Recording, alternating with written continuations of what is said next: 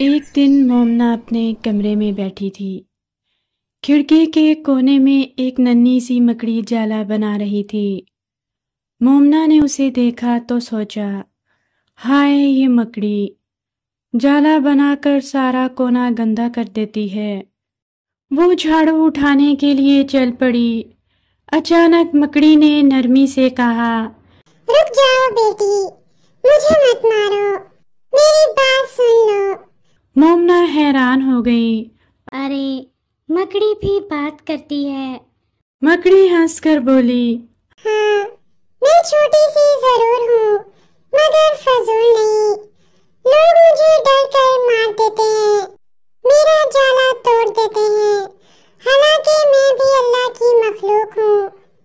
फिर मकड़ी ने अपनी बात समझानी शुरू की। मेरी एक जिम्मेदारी है, मैं मच्छर खा जाती हूँ जो बीमारियाँ फैलाते हैं, मक्खियाँ जो गंदगी लाती हैं, और कीड़े जो तुम्हारी फसलें खराब करते हैं।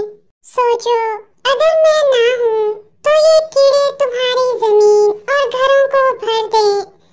मोमना गौर से सुन रही थी।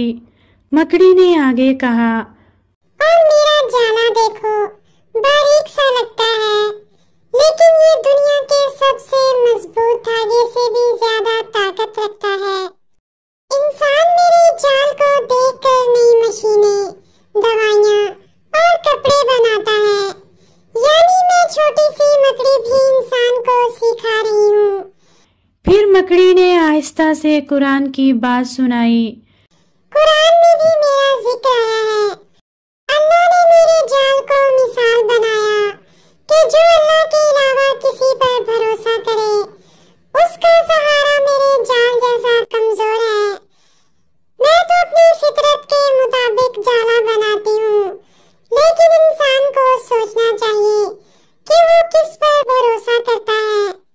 मोमना ने मकड़ी से पूछा, क्या तुम भी एक माँ हो और तुम्हारे भी छोटे बच्चे हैं? तो मकड़ी ने मुस्कुरा कर कहा, हाँ बेटी, मैं माँ हूँ। मैं अपने बच्चों के लिए जाला बनाती हूँ, कभी उन्हें दूध पिलाती हूँ और कभी अपनी जान भी कुर्बान कर देती हूँ, क्योंकि माँ तो सब एक जैसी होती है, चाहे इंसान की हो या मकड़ी की। मोमना ने मकड़ी से कहा, अब मैं तुम्हें नहीं मारूंगी, तुम भी अल्लाह की निशानी हो। मकड़ी खुशी से बोली, याद रखो बेटी, अल्लाह ने दुनिया में कुछ भी फजूल नहीं बनाया। हर बड़ी या छोटी मखलूक अपनी जगह जरूरी है। ये कहने के बाद मकड़ी गुनगुनाने लगी।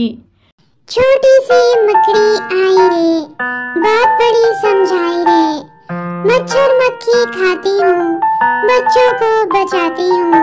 अल्लाह ने सबको बनाया, रहमत का है रंग दिखाया।